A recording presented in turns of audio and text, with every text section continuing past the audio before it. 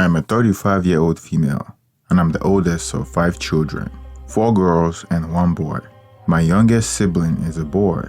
I saw an alarming report on the news that my country statistically has the highest paternity fraud in the world.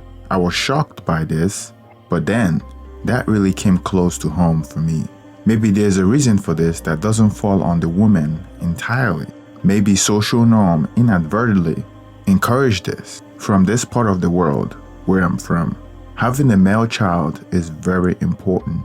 It is customary for the value of a wife to significantly improve when she gives birth to a male child. They believe that a man without a male heir does not have a lineage and a future because he has no one to carry his name. When my mom got pregnant for the first time, she and my dad wanted it to be a boy. According to my mother, my father was so obsessed with the idea of having a first male child and to make my father happy, so it's only natural for her to want to have a male child badly. It became a common desire between them. My mother delivered and it was a girl. That was me. The year was 1985. When my dad came to my mother's labor room at the hospital, they say the first thing he said was, "We will try again. All is not lost." Instead of my dad investing his energy in taking care of me, he invested his energy in taking herbal drugs that would enhance the possibility of having a male child. 2 years later, my mom had another child, a girl. Again, my dad said, the next one better be a boy. A year and a half later, there was the next one, another girl. Word is my dad didn't go to see my mom where she was delivering. He sent a messenger to go and check if my mom gave birth to a human being or a girl. When the messenger came back, he told my dad, "Michael, your wife delivered another girl." That day, my dad went to the bar and got drunk till he couldn't find his way back home. It took strangers to help him walk home. As they were walking him home, he kept asking his helpers, "What can I do to have a male child? Or am I cursed?" For all the time my mother was in the hospital with the 3rd child, my dad never went there to visit until she came home. When my mom came home, they fought about it. My mom called my dad useless, and my dad responded, "It's your womb that's useless. A womb that can't bear a male child. That's a useless thing." From then on, their marriage suffered. They were mostly fighting. They could wake up at dawn and exchange insults. Then my mother got pregnant again. The pregnancy brought them newfound happiness. They teamed up again, doing everything to ensure that the child came out as a boy. My mom gave birth, another girl, 4 straight set of girls. I was then a little grown-up girl and witnessed some of the banter my parents exchanged. I have a dim memory of times when my mom would be carrying my sister in her arm while exchanging angry words with my dad. My mom decided enough was enough and was done with giving birth, but somehow she got pregnant again. It was that pregnancy my dad never bothered about because he knew for sure that it was going to be another girl. He didn't want to be emotionally invested and be disappointed in the end. So he stayed out of it and watched from behind the scene. When my mom delivered, he was at his fitting shop when the news got to him. This one is a boy. Word is that he dropped everything he was doing and ran to the hospital where my mom was. He was in his dirty working gear, so he wasn't allowed to enter. He ran back home, changed into something clean, and went back to the hospital. For the first time, my dad went to the cot, lifted the baby up, looked through his eyes and said, "This is what I've been waiting for. God, thank you for not shaming me in the midst of my enemies." Dad has a boy. Mom had her girls. That's how things were in the house. Everything that concerns the girls, Dad didn't care. He only cared for the need of the boy. While we went to a regular school, Dad sent the boy to an international school. When we were getting bullied and getting sacked for owing school fees, our brother was always in school feeling comfortable. When he started speaking English and we couldn't, my father boasted, "You see the importance of having a male child?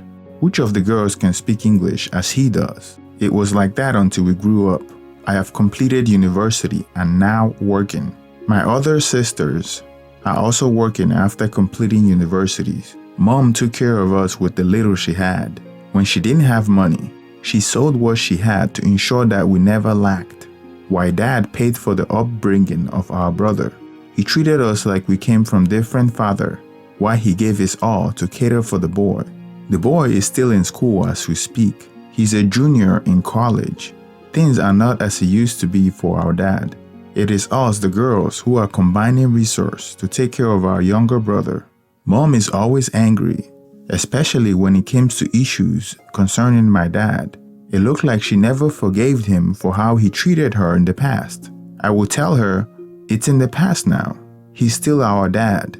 He's all we have now. We can't throw him away. Mom lives with me and my husband. She babysits for us while we are at work. Recently, a man in our hometown died. He was a retired policeman. I remember that man very well while growing up. Whenever we did something bad, Mom would use this man to scare us. She would say, if you don't behave well, I will call Adam, the policeman, to come and catch you.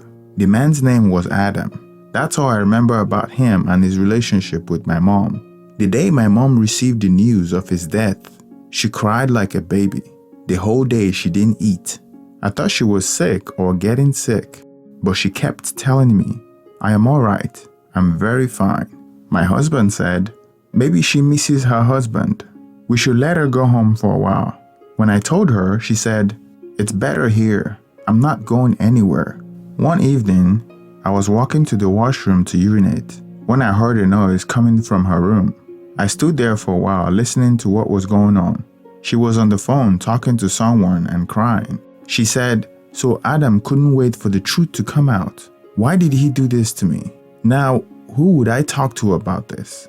I stood there anxious to know what the truth was about. She said, my son would never know who his father is. That's what hurts me the most. My heart skipped a beat. My knees started getting weak. The policeman is the father of my brother? I wanted to go inside there and confront her about it, but I thought that would be too hard for her. She was already in a bad state. I went to the washroom, peed, and went back to my room. For the rest of the night, I couldn't sleep. I went back to the memories of my childhood days, trying to remember just one instant when my mom did something to suggest that she was friends with that policeman. I never had a single memory of them. They were not friends or people who even talked to each other. So how did it happen? I was waiting for her to tell me she was going to the funeral so I would ask her questions, but she never did. The day he was buried, she stayed home crying. Now I look at my brother and see a different man. His nose, his chin, his mannerism, they all tell a different story now.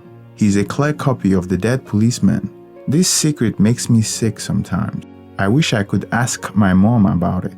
I wish I could have a conversation with her and ask her why. I see her face each morning and I remember what she was talking about on the phone. I don't judge her. She's not the devil. But what if she's dying to share these secrets with someone? Would I be the best person to share it with? And who was the person she was talking to that night? I don't know, whoever she or he is. I salute him or her for being such a fortress where a secret can be kept for 20 years without anyone getting a hint of it. If there is a replica of him or her, I would love to have him or her as a friend. To my dad, what he doesn't know wouldn't kill him. I wouldn't say he deserved it, but whatever the case may be, my mom gave him his heart desire, and I hope it fills his heart with joy for the rest of his remaining life. I don't judge my mom, so I wouldn't judge him too.